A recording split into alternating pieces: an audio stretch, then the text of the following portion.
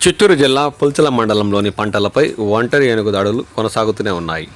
తూర్పు విభాగం అటవీ ప్రాంతంలో వారం రోజులుగా తిష్ట వేసి ఉన్న ఒంటరి ఏనుగు రాత్రి వేళల్లో పొలాలకు చెరబడి పంటలకు తీవ్ర నష్టం కలిగిస్తుంది.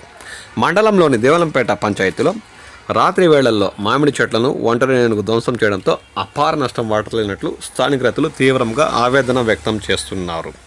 అడవిలోని సూరప్ప చెరువు నుంచి సాయంత్రం బయలుదేరిన ఒంటరి ఏనుగు చీకటి పడే సమయానికి దేవలంపేట సమీపానికి చేరుకుంటుంది. దిగువమూర్తివారిపల్లికి చెందిన రైతు సీతారామయ్యకి చెందిన మామిడి, జామ, మునగ చెట్లను ధ్వంసం చేసిన ఒంటరి ఏనుగు జొన్న పంటను తినేసినట్లు వారు ఆవేదన వ్యక్తం చేస్తున్నారు. అక్కడి నుంచి చిన్న నగరిలోని రైతులు భూలక్షమ్మ, హైమావతి పొలాలకు చేరుకున్న ఒంటరి ఏనుగు మామిడి చెట్ల కొమ్మలను విరిచేసింది. అక్కడి నుంచి తిరుగుముఖం పడిన ఒంటరి ఏనుగు మార్గంలోని పలువురు రైతులు మామిడి చెట్ల కొమ్మలు విరుచుకుంటూ సూరప్ప చెరువు పరిసర ప్రాంతాల్లో ఉన్న అడవిలోకి చేరుకుంది. పగలంతా ఒంటరి ఏనుగు సూరప్ప చెరువు వద్ద తిష్ట వేసి రాత్రి అయితే పంటలపై తన దాడులను పరపర కొనసాగిస్తున్నట్లు స్థానిక రైతులు ఆందోళన వ్యక్తం చేస్తున్నారు. సంబంధిత శాఖ అధికారులు స్పందించి దీన్ని దూర ప్రాంతాలకు తరిమేయాలని వారు కోరుతున్నారు. అంతేకాక రాష్ట్ర ప్రభుత్వం నుండి ఆర్థిక పరిహారం కూడా అందేలా చూడాలని ఈ సందర్భంగా స్థానిక రైతులు కోరుతున్నారు.